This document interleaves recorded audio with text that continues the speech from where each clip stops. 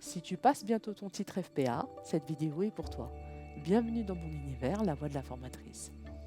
Alors certainement que tu as beaucoup travaillé, tu révises et tu t'es beaucoup investi pour te présenter à ce fameux titre FPA. Et malgré tout, le stress et certaines erreurs peuvent te faire rater ton examen. Aujourd'hui, je te partage les 5 erreurs que je vois le plus souvent chez les candidats et surtout comment les éviter pour que toi, tu sois prêt, prête à réussir. Alors la première erreur, c'est le manque de clarté. C'est le flou total. Beaucoup arrivent à l'examen sans vraiment comprendre ce qu'on attend d'eux. Ils connaissent leur dossier, oui, mais pas forcément le sens de chaque partie. Résultat des cours, s'ils relisent ou ils récitent sans conviction, sans lien logique. Alors, ce qu'il faut faire à ce moment-là, relis ton référentiel. Essaie de comprendre les critères d'évaluation et demande-toi toujours qu'est-ce que je veux démontrer ici. C'est la différence entre présenter son dossier et défendre son dossier. Donc ici, l'intérêt, c'est d'y mettre du sens pour que ce soit cohérent, logique et qu'il y ait une ligne de conduite. C'est-à-dire qu'il y ait un fil rouge qui te permet de conduire ta présentation orale en lien cohérent avec ton dossier. Deuxième erreur, le manque de posture professionnelle.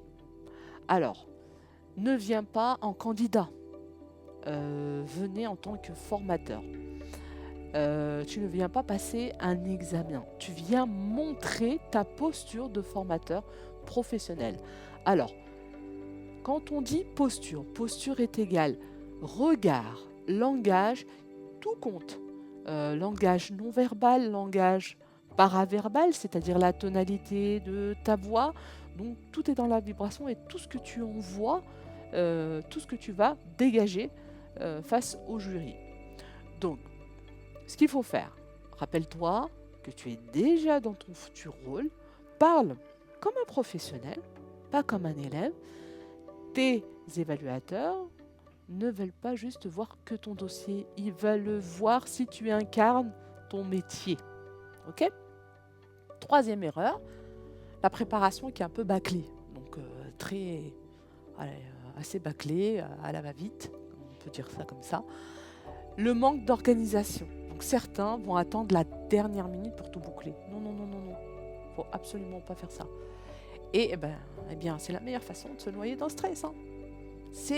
Alors, ce qu'il faut faire, planifie ta préparation comme une vraie mission.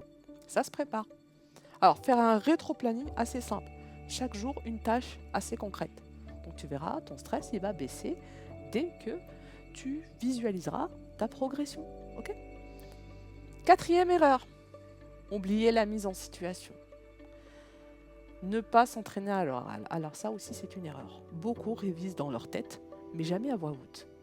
Donc ce qu'il faut faire, entraîne-toi à présenter ton dossier devant quelqu'un, ou même seul. Donc s'il n'y a personne en face de nous, on le fait devant un miroir ou devant une caméra. Parce que au moment du vrai oral, ce n'est plus ton contenu qui compte, bien qu'il a été lu en amont, c'est ta clarté et ton assurance. Cinquième et dernière erreur, le manque de confiance.